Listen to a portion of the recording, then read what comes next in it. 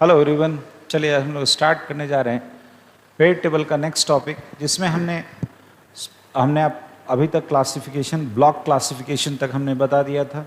अब उसके आगे ब्लॉक क्लासिफिकेशन में ही जैसे एसपीडीएफ जो हमने डिसाइड किया था, डिसाइड करने के बाद हमें बताना है position of element in periodic table, element का पोजीशन पेरियोडिक टेबल में। तो देखो एलिमेंट होगा कहाँ, इसके लिए दो चीज़ आपको पता होना चाहिए, एक तो पीरियड और दूसरा ग्रुप। पीरियड किसको बोले थे? हॉरिजॉन्टल रो जो जमीन के समानांतर है। ग्रुप किसको बोले थे? वर्टिकल कॉलम को। तो पीरियड कैसे पता करते हैं? तो पीरियड पता करने का तरीका है maximum number of cell used. जो maximum number of cell use होगा वो उसका पीरियड बताएगा। ग्रुप बताता है position of last electron, position of last electron. Last electron के पोजीशन से हम पता कर लेंगे कि आपका ग्रुप कौन सा है। ठीक है, चलो समझना। हम एक पहले एग्जाम्पल देते हैं, उसके बाद आप ही लोग को बोलेंगे बनाइए। बोलो सोडियम का एटॉमिक नंबर कितना? 11। कितना? 11। हम आपको इलेक्ट्रॉनिक कन्फिगरेशन लिखने का जो तरीका बताए थे ट्रिक से, यहाँ देखो हमने बताया था 1s 2s 2p 3s 3p 3d, तीसरा में 3, चौथा में 4 4s 4p 4d 4f, पांचवा में होता 5 है, हो सकता है 5, लेकिन अभी तक हम लोग 4 ही यूज़ करते। तो 5d और 5f, f वाला 2 आ गया, f वाला और ज़रूरत नहीं है, तो नहीं है तो अब 6th में f नहीं लिखोगे, तो 6s 6p 6d, next 7s और 7p। अब देखो तो क्या होगा, इस तरह से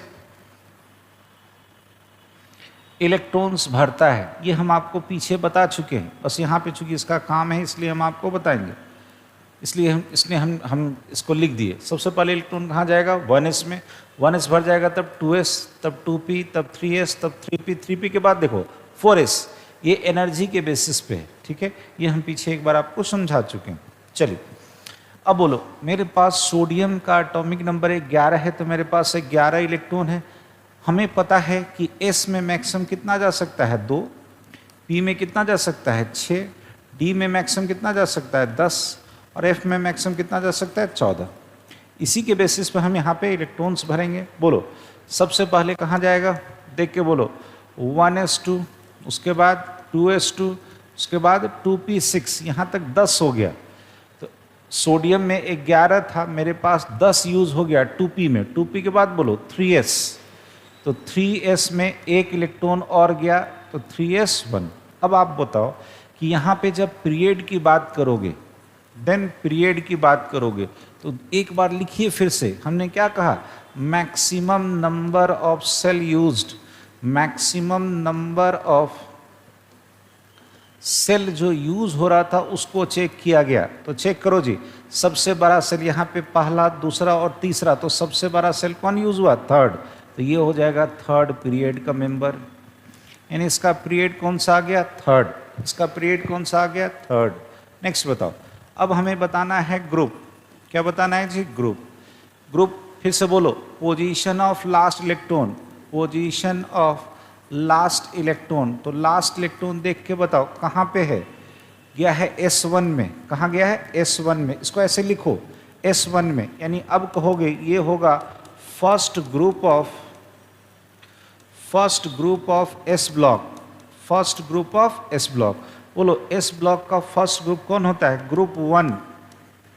कौन होता है जी? ग्रुप 1 कहो, या नंबर में लिखोगे तो 1, अगर रोमन में लिखिएगा तो 1A होगा। तो ये ग्रुप 1 का है और 3rd पीरियड का है कौन? सोडियम। बोलो कैसे पता किए? फिर से बोलना। पीरियड पता करने का तरीका है मैक्सिमम नंबर ऑफ सेल। तो सबसे बड़ा सेल जो यूज हुआ यहाँ पे देख के बताओ कौन सा? ये वाला 3s। तो 3rd चूंकि सबसे बड़ा सेल था, तो पीरियड कौन सा? 3rd।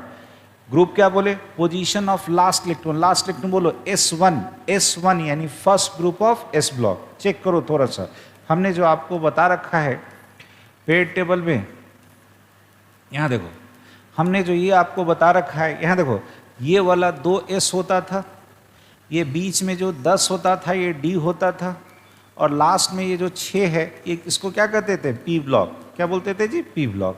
आपको यहाँ से स्टार्ट होता था 1 2 3 4 5 6 7 8 9 10 11 12।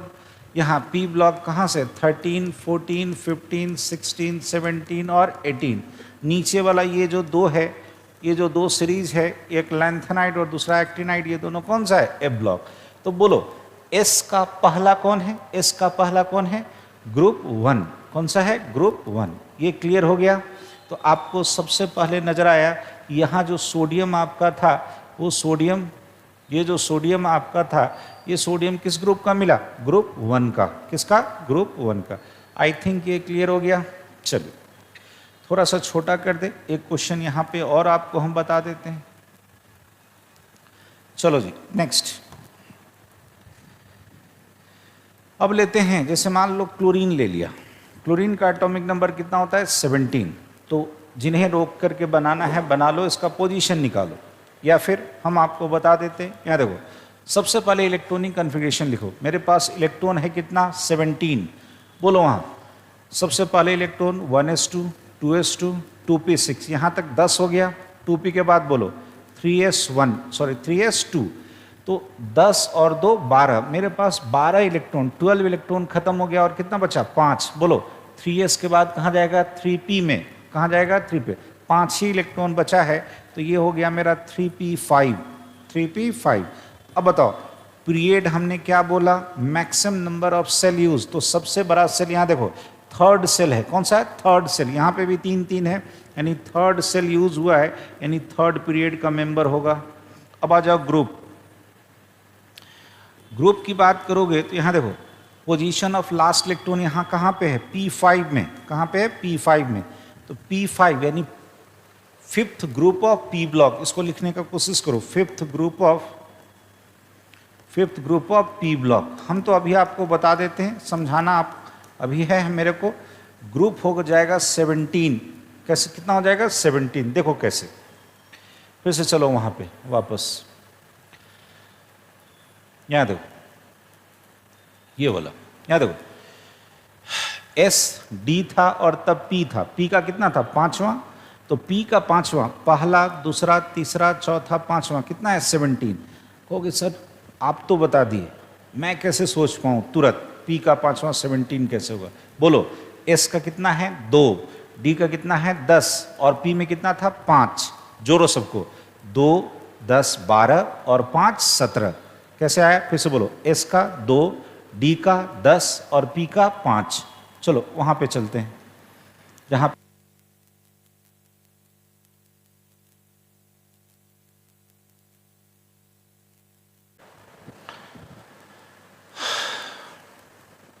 ओके। चलो यहां पे आते हैं।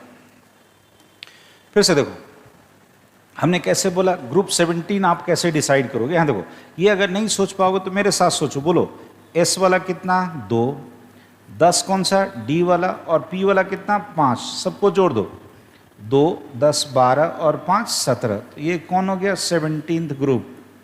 ये समझ में आया। फिर से बोलो एस वाला कितना, 2, डी वाला कितना, 10, और ये था ग्रुप 5th में, fifth group of P block. तो पी का भी 5 को जोड़, सबको एक साथ कंटिन्यूएशन में ले लो, कितना आ जाएगा, ग्रुप 17।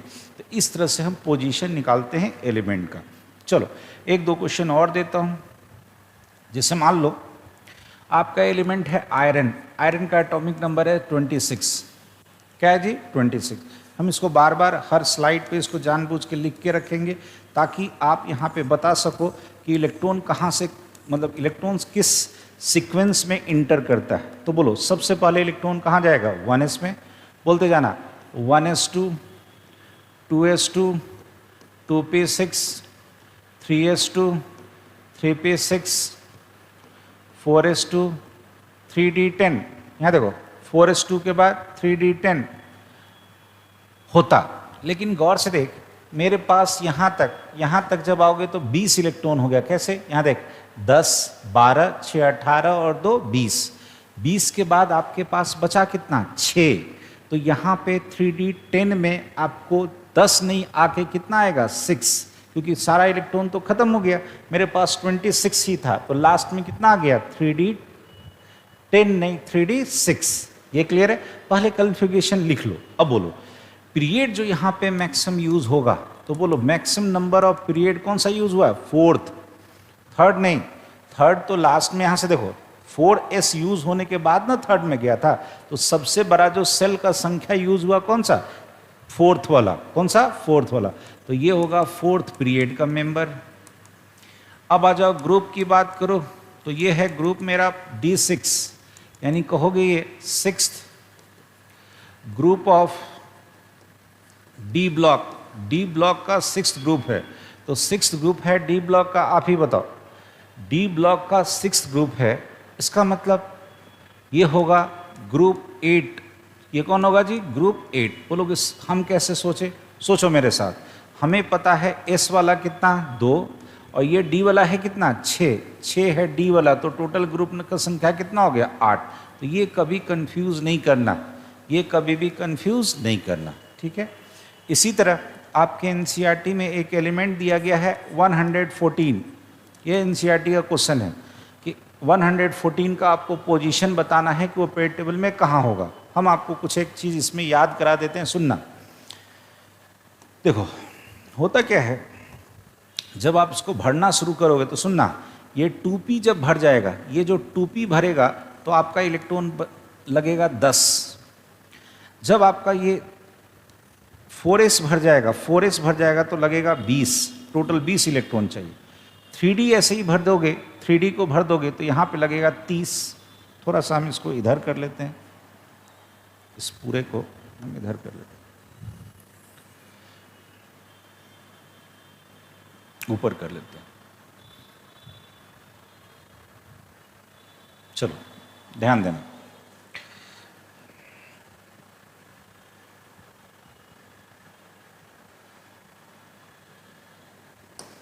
चलो यहाँ ध्यान देना। हम क्या बोले आपको, अगर 2p टोटल भरेगा तो कितना इलेक्ट्रॉन 10, 4s भरेगा तो 20 और 3d भर जाएगा, ये जो 3d भरेगा तो याद रखिएगा 30। 4f को भर दोगे, 4f को भर दोगे तो आ जाएगा 70। कितना आ जाएगा 70। और अगर 5f भर जाएगा तो याद रखना 102। इतना कम से कम सीक्वेंस, कुछ बहुत दिमाग में एक लेवल याद रखो कि 2p भरता है तो 10, 4s भरता है तो 20, 3d भरता है तो 30, 4f भर जाता है तो 70 और 5f भर जाता है तो 102। यहाँ पे देखो कि आपके पास टोटल इलेक्ट्रॉन है कितना 114, 114। तो 102 को तो मस्ट भरना चाहिए, उसके बाद आगे बढ़ेंगे। तो चलो मेरे साथ एक एक करके इलेक्ट्रॉन्स बढ़ना स्टार्ट करो। बोलो सारा का सारा यूज हो जाना है, तो बोलो 1s2, देख के बोलो 1s2, 2s2, 2p6, 3s2, 3p6, उसके बाद बोलो 4s2, 4s2 के बाद ऊपर जाएगा 3d10, उसके बाद 4p6, 5s2, फिर ऊपर जाएगा 5s2 के बाद बोलो 4d10, फिर नीचे आएगा 5p6, फिर बोलो 6s2। अब आपका f में जाएगा तो 4f14, फिर आ जाओ 5d10, 6p6, 7s2, फिर ऊपर जाएगा 5f14। हमने यहाँ तक बोला कितना 102। तो अब मेरे पास गौर से देखो तो 102 यूज हो जाएगा तो 12 इलेक्ट्रॉन बचेगा। अब बोलो इसके बाद कहाँ जाएगा 6d10 में, तो 10 खत्म हो गया, 2 बचा। लास्ट इलेक्ट्रॉन कहाँ गया 7p2, 7p2, यानी लास्ट इलेक्ट्रॉन आपका कहाँ गया 7p2 में। बोलो यहाँ सबसे बड़ा जो सेल यूज हुआ ये 7 दिख रहा है हमें, 7। यानी कह सकते हो कि यहाँ जो पीरियड की संख्या होगी वो पीरियड कौन सा होगा, maximum number of cell use हुआ कौन सा 7th पीरियड। अब ग्रुप की बात करोगे तो पोजीशन ऑफ लास्ट इलेक्ट्रॉन, बोलो जी लास्ट इलेक्ट्रॉन का पोजीशन कहाँ है p2 में, p2 में, यानी कहोगे second group of p block, second group of p block, ठीक है। तो second group of p block. अब तुम ये बताओ p ब्लॉक का सेकेंड ग्रुप ये होता है ग्रुप 14। सेकेंड ग्रुप कौन सा होता है ग्रुप 14। बोलोगे कैसे, आप बता दिए, फिर से वैसे ही सोचो मेरे साथ। हमने क्या सिखाया था, S वाला कितना 2, D वाला कितना 10, तो यहाँ लिख दो D10, और P वाला कितना यूज हुआ, दूसरा यूज हुआ, तो 2 P वाला, तो ये बोलो यहाँ पे 10 2 12 और 2 14, तो ग्रुप नंबर कितना आ गया 14। आई थिंक इतना क्लियर हो गया, इतना आपका बिल्कुल क्लियर हो गया। इस तरह से इसको रोक के लिखिए और रोक के खुद से किसी भी एलिमेंट, जैसे ब्रोमीन है, कोई भी एक्सेप्शनल केस मत लेना, ब्रोमीन है, आयोडीन है, कोई भी उठा लो जिसका एक्सेप्शनल कन्फिगरेशन नहीं हो, कैल्शियम ले लो, मैग्नीशियम ले लो और निकालो, खुद से निकालो कि पीरियड टेबल में पोजीशन क्या होगा, 2-4 निकाल लीजिएगा, समझ जाइएगा। चलिए, तो इसको रोक करके इसको अच्छे से लिख लीजिएगा। हम नेक्स्ट स्लाइड की ओर बढ़ते हैं। अब आ जाओ। अब आपके पास क्लासिफिकेशन आता है कि जो मेंबर्स है पीरियड टेबल में वो सब है क्या। तो सुनना, जितना भी मेंबर्स होता है पीरियड टेबल में उसको बोलते हैं एलिमेंट। एलिमेंट को हिंदी में आप लोग जानते हो, उसको हम पीछे पढ़ा चुके हैं, क्या बोलते हैं, तत्व। ये क्या है, ये है प्योरेस्ट फॉर्म, किसी भी पदार्थ का प्योरेस्ट फॉर्म जिसकी सबसे छोटी इकाई क्या होनी चाहिए, एटम, यानी एटम होना चाहिए एज ए एलिमेंट्री पार्टिकल। पढ़ो, purest form of substance having atom as elementary unit, सबसे छोटी इकाई कौन होनी चाहिए, एटम। एलिमेंट मेनली 3 होता है, मतलब 3 तरह का, मेटल, नॉन मेटल और मेटलॉइड्स। ठीक है, तो अब आपको जानना है कि किसको कहेंगे हम मेटल। तो देखो, ये अपना अपना तरीका होता है बताने का। हमने क्या किया है कि मेटल का जितना भी ये जो अल्फ़ाबेट है उससे हमने उसका प्रॉपर्टी निकालने की कोशिश की है, METAL और लास्ट में S भी लगा देंगे, मेटल्स। तो बोलो, M से सबसे पहला चीज़ मेल्टिंग पॉइंट, बोलना मेल्टिंग पॉइंट, इसका हाई होगा तो बॉइलिंग पॉइंट भी क्या हो जाएगा, high. Melting and boiling point high.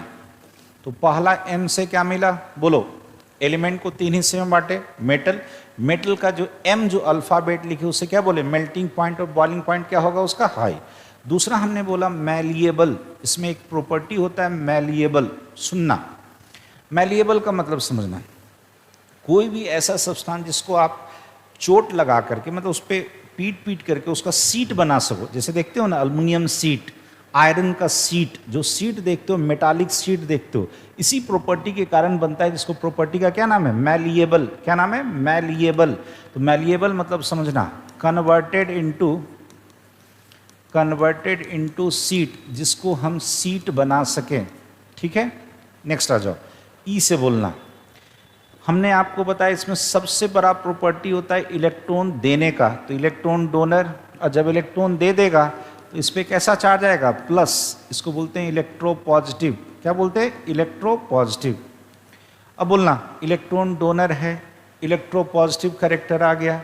आपको पता होगा कि ये जो मेटालिक वायर देखते हो उसके अंदर क्या रहता है, मेटल, जिसके कारण करंट सप्लाई होता है। तो ये होता है electrical and thermal conductor, electrical and thermal conductor. ठीक है, और एक प्रॉपर्टी और है इलास्टिसिटी। इलास्टिसिटी समझते हो, जिसके कारण किसी चीज़ को हल्का सा बेंड करो फिर से अपनी जगह पे आ जाता है, इसको क्या बोलते हैं, इलास्टिक। ये किसकी प्रॉपर्टी है, मेटल की। नेक्स्ट आ जाओ, टी। टी कहता है tensile strength, tensile strength high, मतलब इसमें टेंशन जो होता है, यानी खींचने का जो पावर होता है वो बहुत ज़्यादा होता है, इसी कारण से इसको वायर बनाया जा सकता है। इसका देखते हो ना, मेटल को खींच के क्या बना देते हैं, वायर। किस प्रॉपर्टी के कारण, टेंसाइल स्ट्रेंथ उसका बहुत ज़्यादा होता है। यानी यहाँ कर सकते हो, इसको हम कन्वर्ट कर सकते हैं, कन्वर्टेड इनटू वायर, इसको हम वायर में कन्वर्ट कर सकते हैं। नेक्स्ट आ जाओ, ए से होता है अलॉय का formation, alloy formation, alloy formation. देखो, अलॉय मतलब क्या होता है, homogeneous mixture, this is the homogeneous mixture, homogeneous mixture of metals. 2 या 2 से ज़्यादा मेटल को हम मिला करके एक ऐसा मिक्सचर बना दो कि एक दूसरा रूप ले ले, जैसे गन मेटल होता है, बेल मेटल होता है। तो वो सब जो मेटल है उसमें क्या रहता है, जिंक है, लेड है, जिंक है, टीन है। तो इस तरह से मिला करके जो बनाते हैं, तो मिला के बनाते हैं, उस 2 मेटल को मिलाने के बाद एक नया मेटल बन जाता है, तो वही क्या कहलाता है, homogeneous mixture, and this is called alloy. ये किसका प्रॉपर्टी है, मेटल का। किसका प्रॉपर्टी है, मेटल का। फिर से बोलो, एम से melting point, boiling point height, M से मैलिएबल, ई से electron donor, electropositive, electrical and thermal conductor, और लास्ट में क्या बोले, इलास्टिसिटी। टी से क्या बोले, टेंसाइल स्ट्रेंथ इसका ज़्यादा होगा, जिसके कारण उसको खींच के वायर बनाया जा सकता है। ए से बोले अलॉय, यानी कि दो मेटल को मिला के एक नया मेटल बना दो, दैट इज कॉल्ड अलॉय। चलिए इसको रोक करके लिखना होगा, लिख लीजिएगा। चलिए रोकिए और लिखिए। ओके, चलिए हम नेक्स्ट स्लाइड की ओर बढ़ते हैं। अब आ जाओ। एल से होता है लस्टर प्रॉपर्टी। कौन सा प्रॉपर्टी? लस्टर। देखो लस्टर का मतलब होता है, लस्टर का मतलब होता है शाइनिंग, शाइनिंग प्रॉपर्टी। जैसे देखोगे कि मेटल को अगर आप ढंग से साफ कर दो तो चमकने लगता है। नॉन मेटल में ये प्रॉपर्टी नहीं होता है। इवन दो मेटालिक पेंट वगैरह देखते हो, उसको कहीं पेंट कर उस पर लाइट पड़ता है तो बड़ा शाइनिंग करता है। तो ये किसका प्रॉपर्टी है? मेटल का। किसका प्रॉपर्टी है? मेटल का। नेक्स्ट आ जाओ एस। तो ये आपको जनरली सॉलिड स्टेट होता है। जनरली कैसा होता है? सॉलिड स्टेट कहाँ पे? At room temperature. मतलब सॉलिड स्टेट में रहता है कहाँ पे? रूम टेम्परेचर पे। लेकिन इसमें बहुत सारा एक्सेप्शन बाद की बात। नेक्स्ट आ जाओ एस से सोनोरस। इससे क्या बोले जी? सोनोरस। सोनोरस मतलब होता है sound producing capacity. Sound producing capacity. इसमें साउंड प्रोड्यूस करने की कैपेसिटी होती है। जैसे देखो घंटी वगैरह देखे हो ना, घंटी को जब हम मतलब मेटल को मेटल से टकराते हैं तो एक अच्छा साउंड मिलता है। तो ये साउंड, जो एक अच्छा साउंड जो आपको जो प्रोड्यूस होता है, उस प्रॉपर्टी को क्या बोलते हैं? सोनोरस। तो ये कहाँ से आया? मेटल से। कहाँ से आया? मेटल से। तो आई थिंक ये बिल्कुल क्लियर हो गया होगा मेटालिक प्रॉपर्टी। ठीक है, फिर से बोल लो। मेटालिक प्रॉपर्टी में हमने क्या बोला? Metals, METALS। एल से क्या बोले? लस्टर, और एस से क्या बोले? सॉलिड। अब सुनना, हमने जो पहला प्रॉपर्टी बोला था कि मेल्टिंग पॉइंट और बॉइलिंग पॉइंट किसका हाई होता है? मेटल का। किसका? मेटल का। अब इसमें एक्सेप्शन देखो, डायमंड। पहला एक्सेप्शन कौन है? डायमंड। डायमंड मेटल होने के बावजूद, मतलब डायमंड सॉरी नॉन मेटल होने के बावजूद इसका मेल्टिंग पॉइंट और बॉइलिंग पॉइंट क्या होता है? हाई। तो ये कौन सा नॉन मेटल है? तो याद रखिएगा ये एलोट्रॉप होता है, यानी कि डिफरेंट फॉर्म्स होता है कार्बन का मेनली दो फॉर्म, डायमंड और ग्रेफाइट। एक और होता है बकमिस्टर फुलरिन, बट वो सब आपके अब सिलेबस में नहीं पढ़ना। दो ही चीज़, डायमंड और ग्रेफाइट, ये एक्सेप्शन में जानना है। एलोट्रॉप्स किसका होता है? कार्बन का। तो कार्बन क्या है? Non metal. नॉन मेटल होने के बावजूद भी इसका मेल्टिंग पॉइंट और बॉइलिंग पॉइंट क्या है? हाई। तो पहला एक्सेप्शन बोलो, मेटल का बॉइलिंग पॉइंट और मेल्टिंग पॉइंट और बॉइलिंग पॉइंट हाइट होता है, लेकिन डायमंड नॉन मेटल होने के बावजूद भी इसका मेल्टिंग और बॉइलिंग पॉइंट क्या है? हाई। नेक्स्ट आ जाओ ग्रेफाइट। अभी हमने बोला था ई से इलेक्ट्रिकल कंडक्टर था। ग्रेफाइट सुनो, ये भी क्या है? एलोट्रॉप्स ऑफ कार्बन, यानी नॉन मेटल है, लेकिन याद रखिएगा ये इलेक्ट्रिकल कंडक्टर होता है। इसमें फ्री इलेक्ट्रॉन्स पाया जाता है, जिसके कारण ये क्या मिल जाता है? आपका इलेक्ट्रिकल कंडक्टर। ठीक है, ये दूसरा एक्सेप्शन। एस से बोले थे सॉलिड स्टेट। कहाँ पे? रूम टेम्परेचर पे। तो मेटल जनरली सॉलिड होता है, लेकिन देखियो थर्मोमीटर में अंदर में लिक्विड रहता है, वो मरकरी है। क्या है? मरकरी। तो मरकरी मेटल होने के बावजूद ये कैसा रहता है? Liquid state. कहाँ पे? रूम टेम्परेचर पे। ऐसे ही और भी एलिमेंट है, जैसे जिंक है, सीजियम है, गैलियम है आपका। ये सब क्या होता है? लो मेल्टिंग पॉइंट, मतलब इसका बॉइलिंग पॉइंट बहुत ज़्यादा हाई नहीं होता, हल्का सा टेम्परेचर दोगे तो ये मेल्ट कर जाता है। तो ये तीन एक्सेप्शन था जो मेटल के प्रॉपर्टी के जैसा बिहेव करता है, या मेटल होने के बावजूद भी उसके जैसा बिहेव नहीं करता है। फिर से बोल देना, डायमंड नॉन मेटल होने के बावजूद भी melting point boiling point high. Graphite non metal होने के बावजूद भी इलेक्ट्रिकल कंडक्टर। और मरकरी मेटल है लेकिन रूम टेम्परेचर पे कैसा होता है? लिक्विड। ठीक है, रोक के लिखना होगा, लिख लीजिएगा। ठीक है, चलिए हम आगे की ओर बढ़ते हैं। यहाँ देखो difference between metal and non metal है। नॉन मेटल और मेटल के बीच का अंतर। पहला बोलो, मेटल में टेंडेंसी होता है इलेक्ट्रॉन देने का। जैसे देख लो सोडियम है, यहाँ से जैसे ही ये एक इलेक्ट्रॉन देगा तो इस पे चार्ज कैसा आएगा? प्लस। सोचना मेरे साथ कैसे। मेटल का एटॉमिक नंबर बोलो 11। इसका मतलब इसमें 11 इलेक्ट्रॉन है और 11 प्रोटॉन है। तो नेट चार्ज बोलो कितना? 0। क्यों? 11 माइनस है और 11 प्लस है, तो नेट चार्ज कितना? 0। ठीक। एक इलेक्ट्रॉन तुम वहाँ से निकाल दो, जैसे ही यहाँ से निकाले तो बोलो 11 में से 1 चला गया, कितना बचा? 10 इलेक्ट्रॉन, और प्रोटॉन कितना है? अभी भी 11। इलेक्ट्रॉन निकलता है, इलेक्ट्रॉन जैसे ही निकला तो अब कितना हुआ? 11 में से 1 चला गया, 10 माइनस और 11 प्लस। अब 1 प्लस ज़्यादा हो गया, वही 1 प्लस ज़्यादा यहाँ पे प्लस दिखाई देता है, और इसको हम बोलते हैं कटायन। क्या बोलते हैं जी? कटायन।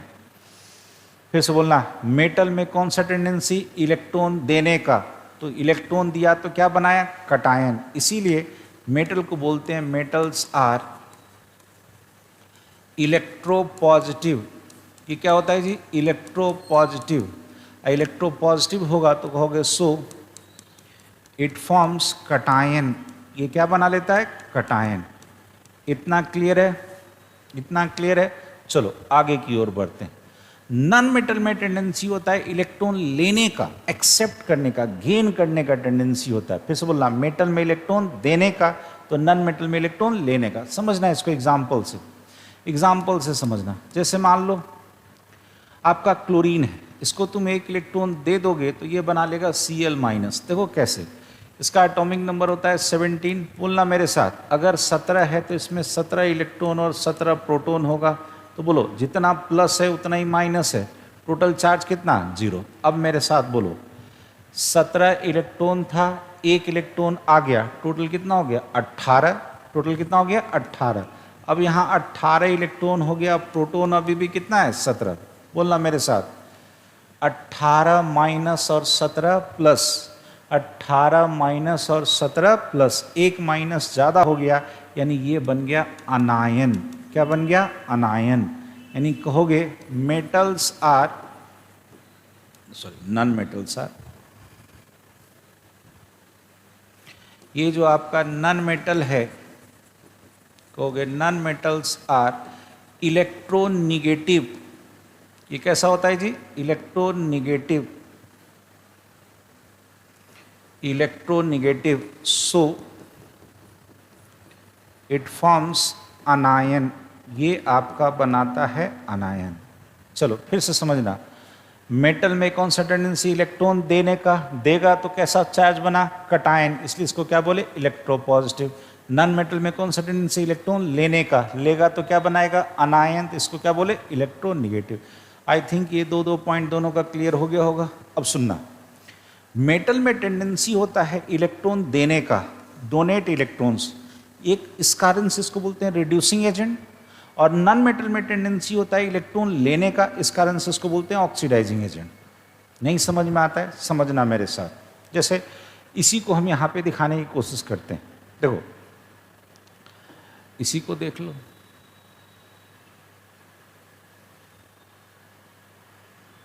चलो कोई बात नहीं।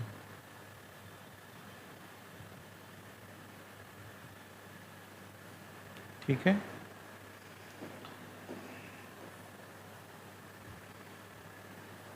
चलो यहाँ से नॉन मेटल भी ले लेते हैं।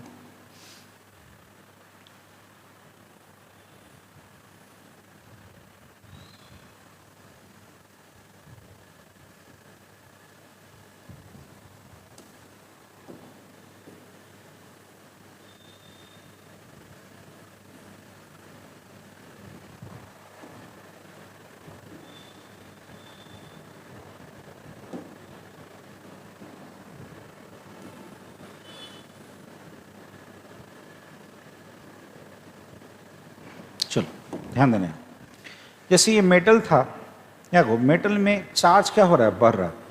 जब रिडॉक्स पर होगे तो याद रखना, वहाँ हम ही बताएंगे चार्ज का बढ़ना ऑक्सीडेशन। इलेक्ट्रॉन जब मेटल दिया तो कैसा चार्ज आया? प्लस। देखो तो 0 से प्लस में गया तो चार्ज क्या हुआ? बढ़ा। चार्ज का बढ़ना ऑक्सीडेशन। सेम यहाँ देखो, नॉन मेटल में जब इलेक्ट्रॉन लिया तो चार्ज घट गया, 0 से कहाँ चला गया? माइनस में, तो चार्ज का घटना कहलाता है रिडक्शन। फिर से बोलना, मेटल जब इलेक्ट्रॉन दिया तो चार्ज बढ़ा, चार्ज का बढ़ना ऑक्सीडेशन। नॉन मेटल जब इलेक्ट्रॉन लिया तो चार्ज घटा, चार्ज का घटना रिडक्शन। इतना क्लियर है?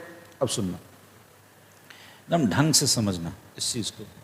जैसे देखो ये दो चीज़ है, दो चीज़ है। यहाँ देखो, ब्लैक वाले पेन का मान लो चार्ज बढ़ा, चार्ज का बढ़ना ऑक्सीडेशन। रेड वाले का चार्ज घटा तो चार्ज का घटना रिडक्शन। फिर से बोलना, ब्लैक वाले का चार्ज बढ़ा तो ऑक्सीडेशन, रेड वाले का चार्ज घटा तो रिडक्शन। ऐसे भी तो कर सकते हैं कि ब्लैक के कारण रेड का रिडक्शन, ब्लैक के कारण रेड का रिडक्शन, यानी ब्लैक बना क्या, रिडक्शन करवाने वाला, यानी कौन सा एजेंट, रिड्यूसिंग एजेंट। जबकि इसका खुद का क्या हुआ, ऑक्सीडेशन, खुद का क्या हुआ, ऑक्सीडेशन। फिर से बोलो, ब्लैक वाले का चार्ज बढ़ा, चार्ज का बढ़ना ऑक्सीडेशन, रेड वाले का चार्ज घटा, चार्ज का घटना रिडक्शन। ऐसे भी तो कर सकते हो कि ब्लैक के कारण रेड का रिडक्शन, यानी ब्लैक बना रिडक्शन करवाने वाला, यानी कौन सा एजेंट, रिड्यूसिंग एजेंट। तो याद रखना जिसका ऑक्सीडेशन होता है वो रिड्यूसिंग एजेंट। फिर से सुनो, दूसरा तरीका बता रहा हूँ। मान ले एक हम हैं, एक दूसरा कोई पर्सन, मेरे कारण मेरा ऑक्सीडेशन हो रहा है और मेरे कारण दूसरे का क्या हो रहा है, रिडक्शन। मेरा ऑक्सीडेशन हुआ, मेरे कारण दूसरे का क्या हुआ, रिडक्शन। फिर सुनना, तो मेरे कारण दूसरे का रिडक्शन हुआ, यानी मैं खुद क्या बना, रिडक्शन करवाने वाला, यानी कौन सा एजेंट, रिड्यूसिंग एजेंट। क्योंकि मेरा खुद का क्या हुआ था, ऑक्सीडेशन। तो इस चीज़ को तो हम दिमाग में बैठा लीजिए, जिसका ऑक्सीडेशन होता है वो कौन सा एजेंट, रिड्यूसिंग एजेंट। क्या हुआ, रिड्यूसिंग एजेंट। तो याद रखिएगा, मेटल में टेंडेंसी था इलेक्ट्रॉन देने का, सो ये क्या बना, रिड्यूसिंग एजेंट। नॉन मेटल में लेना है, इलेक्ट्रॉन लेने का टेंडेंसी है, तो ये बन जाता है आपका ऑक्सीडाइजिंग एजेंट, ऑक्सीडाइजिंग एजेंट। तो ये कंसेप्ट हम लोग सीखेंगे रेडॉक्स में, बट यहाँ पे थोड़ा सा मेटल नॉन मेटल का प्रॉपर्टी बताना था, ठीक है। तो यहाँ पे हमने बता दिया, इसको रोक करके अच्छे से लिख लीजिए। चलिए अब हम लोग नेक्स्ट स्लाइड की ओर बढ़ते हैं। यहाँ देखो, अब कहता है नेक्स्ट प्रॉपर्टी में, oxide and hydroxide of metals are base और oxide and hydroxide of non metals are acid. इसको समझना अच्छे से। जैसे यहाँ देखो, यहाँ हम ले रहे हैं मेटल, यहाँ ले रहे हैं उसका ऑक्साइड और यहाँ ले रहे हैं उसका हाइड्रोक्साइड, और सोचेंगे ये किस नेचर का है, कैसा है। यहाँ देखो, जैसे मान लो सोडियम ले लिया, तो सोडियम का ऑक्साइड क्या होगा, बोलो Na2O। इसको पानी में डाल दो, ये क्या बन जाएगा, NaOH। ऐसे ही मान लो मैग्नीशियम है, मैग्नीशियम का ऑक्साइड क्या हो जाएगा, MgO। इसको पानी में डाल दोगे क्या बन जाएगा, MgOH का होल ट्वाइस। ऐसे ही मान लो कैल्शियम है, कैल्शियम का ऑक्साइड क्या होगा, CaO। पानी में डाल दो क्या बन जाएगा, CaOH का होल ट्वाइस। तो गौर से देखो, ये था मेटल और ये था उसका ऑक्साइड और हाइड्रोक्साइड। ये ऑक्साइड हाइड्रोक्साइड जो नज़र आ रहा है, ये सोडियम का, ये मैग्नीशियम का और कैल्शियम का। हमें पता है NaOH या मैग्नीशियम या कैल्शियम हाइड्रोक्साइड, ये सब क्या होता है, बेस। क्या होता है, बेस। तो याद रखना, ऑक्साइड हाइड्रोक्साइड मेटल का क्या होता है, बेस। क्या होता है, बेस। अब आ जाओ नॉन मेटल में। यहाँ देखो, इधर हम ले रहे हैं नॉन मेटल, इधर हम दिखा रहे हैं उसका ऑक्साइड और हाइड्रोक्साइड। देखते हैं, सोच के देखते हैं कि क्या बनता है क्या नहीं बनता है। यहाँ देखो, जैसे मान लो कार्बन ही ले लिया, तो कार्बन का ऑक्साइड मान लो CO2, ठीक है। इसको तुम पानी में डाल दो, जैसे ही पानी में डालते हो, कोई एक्सेप्शन नहीं हम ले रहे, नॉर्मल ले रहे। कार्बन वाला क्या है, CO2, पानी में डालो क्या बन जाएगा, H2CO3, इसका हाइड्रोक्साइड हो गया। ऐसे ही सल्फर ले लो, सल्फर का जैसे दो नॉर्मल ऑक्साइड है, SO2 और SO3। SO2 को पानी में डालोगे तो H2SO3, और SO3 को पानी में डालोगे तो H2SO4। ये क्या बन जाएगा, H2SO4। H2SO4 आपको पता है, ये सल्फ्यूरिक एसिड, ये सल्फ्यूरस एसिड और ये कार्बोनिक एसिड। तो अब क्लियर है, ये सब का सब आपका क्या है, एसिड। क्या है जी, एसिड। तो फिर से बोलना, नॉन मेटल का ऑक्साइड हाइड्रोक्साइड एसिड और मेटल का ऑक्साइड हाइड्रोक्साइड बेस। ये क्लियर हो गया। अब बोलना, पेरियोडिक टेबल में जब भी देखोगे तो पेरियोडिक टेबल में आपको मेटल किधर मिलता है, लेफ्ट हैंड साइड, और नॉन मेटल का कहाँ मिलता है, right hand side. Non metal किधर, राइट हैंड साइड, और मेटल किधर, right hand, left hand side. Periodic table में देखोगे तो बाईं तरफ आपको मिलेगा मेटल और दाहिनी तरफ कौन मिलेगा, नॉन मेटल। तो यही यहाँ पे लिख दिया है, राइट हैंड साइड में आपका नॉन मेटल है और लेफ्ट हैंड साइड में कौन है, मेटल।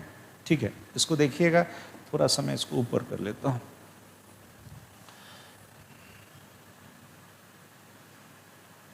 ओके, चलो अब देखो यहाँ, इसको हम एग्जाम्पल से आपको बताने की कोशिश करें। जैसे मान लो सेकेंड पीरियड लेते हैं, सेकेंड पीरियड लेते हैं, तो सेकेंड पीरियड को देखोगे, ये स्टार्ट होगा लिथियम से, beryllium, boron, carbon, nitrogen, oxygen, fluorine और नियोन। पेरियोडिक टेबल में देखोगे तो ये लिथियम, बेरिलियम, ये सब मेटल है, और जैसे जैसे हम दाहिनी तरफ बढ़ रहे हैं, मतलब इधर राइट साइड की ओर बढ़ रहे हैं, तो आपको ये सब क्या मिल रहा है, नॉन मेटल। तो यहाँ देखो तो जब हम इधर से इधर मतलब कहाँ, लेफ्ट से राइट बढ़ रहे हैं, तो कौन सा कैरेक्टर, नॉन मेटालिक कैरेक्टर। कौन सा कैरेक्टर, नॉन मेटालिक कैरेक्टर आपका बढ़ता जा रहा है। और नॉन मेटालिक कैरेक्टर जितना ज़्यादा होगा, नॉन मेटालिक कैरेक्टर जितना ज़्यादा होगा, बोलो नॉन मेटल में कौन सा कैरेक्टर आएगा, एसिड का। किसका, एसिड का। यानी यहाँ पे क्या होगा, एसिडिक स्ट्रेंथ, एसिडिक स्ट्रेंथ किसका, of oxide and hydroxide, of oxide and hydroxide बढ़ता चला जाएगा। फिर से बोलना, क्या बोले, इधर लेफ्ट हैंड साइड में कौन है, मेटल, राइट हैंड साइड में कौन है, नॉन मेटल। तो कभी भी इस तरह से अगर मान लो कोई भी एलिमेंट का ऑक्साइड हाइड्रोक्साइड दिया हो तो आप चेक करना, अगर वो लेफ्ट हैंड साइड में है मेटालिक कैरेक्टर तो बेसिक होगा, और राइट हैंड साइड में है तो नॉन मेटालिक कैरेक्टर कैसा होगा, एसिडिक। यानी बाएं से दाएं जाओगे तो कौन सा कैरेक्टर, नॉन मेटल का कैरेक्टर बढ़ेगा, तो एसिडिक स्ट्रेंथ भी क्या होगा, बढ़ेगा। आई थिंक ये बिल्कुल क्लियर हो गया होगा। स्लाइड को रोक लीजिएगा, रोक करके ढंग से पहले लिख लीजिए। नेक्स्ट टाइप, अब कुछ एक क्वेश्चंस है, उस क्वेश्चन से पहले सॉरी एक छोटा सा बच गया, मेटलॉइड। हमने मेटल और नॉन मेटल को तो समझ लिया, अब आ जाओ मेटलॉइड। सुनना यहाँ, वैसा एलिमेंट जिसमें दोनों का प्रॉपर्टी है, मेटल और नॉन मेटल दोनों का प्रॉपर्टी, उसको एक अलग कैटेगरी बना दिया मेटलॉइड्स का। मेटलॉइड्स जनरली यही 8 है, boron, silicon, germanium, arsenic, antimony, tellurium, polonium और एस्टेटाइन। ये जो मेटलॉइड्स है, अगर बाय द वे जैसे पहले होता था, 2 ही कैटेगरी बनाया गया था, मेटल और नॉन मेटल का, तो मेटलॉइड था कहाँ, मेटलॉइड्स हमेशा याद रखना नॉन मेटल के साथ अगर क्लासिफाई करना हो तो किसके साथ रखते हैं, नॉन मेटल के साथ। ये बात अलग है कि उसमें मेटालिक प्रॉपर्टी आ गया तो अलग कैटेगरी बना दिया गया, बट उसको किसके साथ रखते हैं, नॉन मेटल के साथ। चलो इसका मेमोरी ट्रिक एक मैं बता देता हूँ, एकदम याद रखना। यहाँ देखो मैं कुछ लिख रहा हूँ, जैसे मान लो बबीता, सीता, गीता, ठीक है, ऐश्वर्या, ऐश्वर्या सब ट्यूशन पढ़ने आती। चलो बैठाओ सारा एलिमेंट, यहाँ बोलो, दिस इज बी से boron, Sita silicon, Gita GE germanium, Aishwarya ये आपका आर्सेनिक, सब एसबी एंटीमनी, ट्यू टी से टेलोरियम, पढ़ने पीओ, पोलोनियम, आती एस्टेटाइन। एक बार लिख करके प्रैक्टिस कर लो, कभी नहीं भूलोगे। यही 8 एलिमेंट है जो आपका क्या है, मेटलॉइड्स है, ठीक है। चलिए ये एक क्वेश्चन है जिसमें आपको बताना है order of acidic strength. 4 oxide दिया गया, आपको सजाना है, बताना है कि इसका एसिडिक कैरेक्टर क्या होगा। देखो रुक के बनाना है, बना लो, हम आपको समझा देते हैं। यहाँ देखो, इसमें अगर इसका ऑर्डर देखोगे, ऑर्डर ऑफ एसिडिक स्ट्रेंथ, तो आपको सबसे ज़्यादा एसिडिक मिलेगा Cl2O7, उसके बाद मिलेगा SO3, उसके बाद मिलेगा P2O5 और सबसे लास्ट मिलेगा SiO3, SiO2, ठीक है। ये है आपका एसिडिक स्ट्रेंथ। इधर से इधर आ रहे हैं तो एसिडिक कैरेक्टर बढ़, कैसे समझना, इसका एक्सप्लेनेशन देखो। जैसे सेकेंड पीरियड को देखोगे, सेकेंड पीरियड, थर्ड पीरियड को ले लो, ये वाला है थर्ड पीरियड वाला। थर्ड पीरियड को देखोगे तो आपका स्टार्ट होता है सोडियम से, सोडियम है, मैग्नीशियम है, एल्युमिनियम है, सिलिकॉन है, फास्फोरस है, सल्फर है, क्लोरीन है और नियोन है। यहाँ देखना, ये है आपका ग्रुप, ये वाला ग्रुप था 1, ये ग्रुप है 2, ये ग्रुप है 13, ये ग्रुप है 14, ये ग्रुप है 15, ये ग्रुप है 16 और ये ग्रुप है 17। इधर से इधर आप जाओगे, कौन सा कैरेक्टर बढ़ेगा, नॉन मेटालिक कैरेक्टर बढ़ेगा। नॉन मेटालिक कैरेक्टर क्या होगा, बढ़ेगा।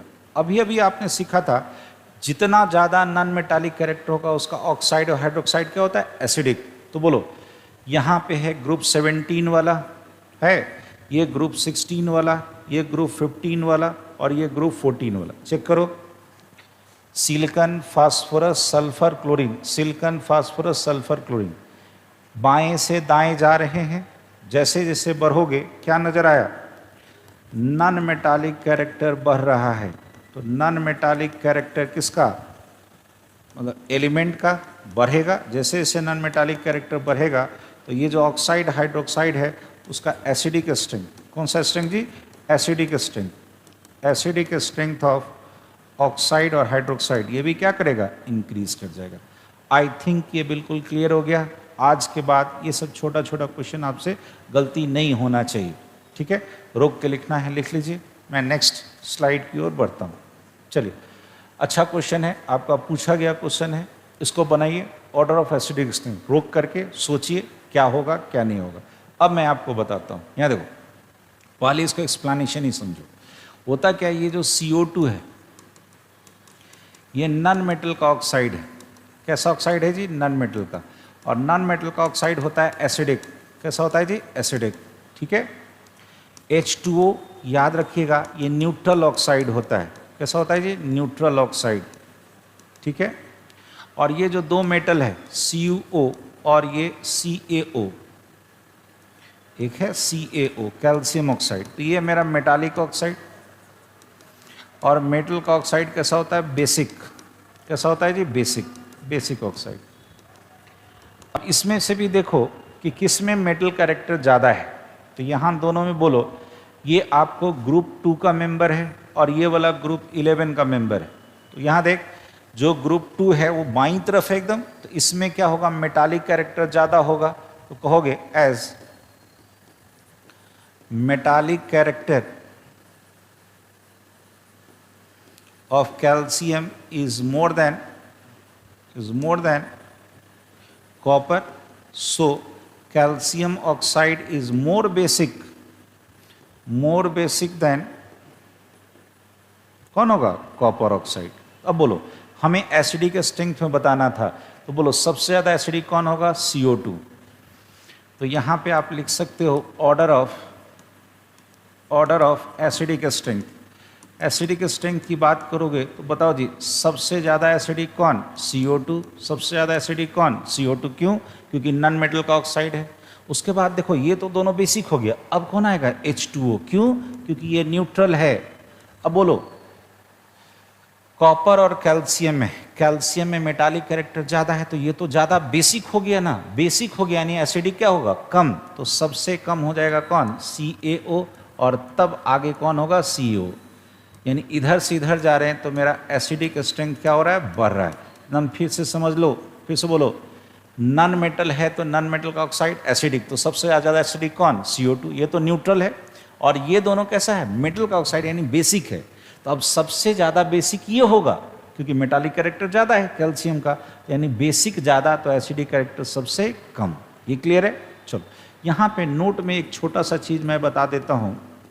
न्यूट्रल ऑक्साइड आप अपने स्टैंडर्ड में एकदम याद रखिए, 4 ऑक्साइड आपका न्यूट्रल होता है। 4 ऑक्साइड आपका, जैसे पानी कैसा होता है?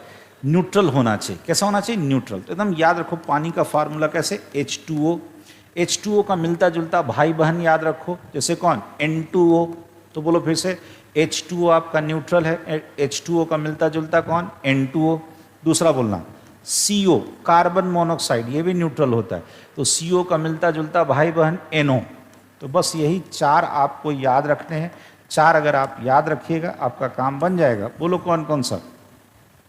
मेरे साथ फिर से बोलो। H2O मिलता जुलता N2O, CO मिलता जुलता NO, ठीक है? तो यहाँ पे आपका मैंने थोड़ा सा कैरेक्टर मेटल और नॉन मेटल का बता दिया। चलिए, इसके आगे अब फिर हम लोग फर्दर कंटिन्यू करेंगे, जिसमें अब हम लोग पीरियोडिक प्रॉपर्टीज़ को लेके आगे बढ़ेंगे। हमारे साथ बने रहिए, तब तक के लिए थैंक यू।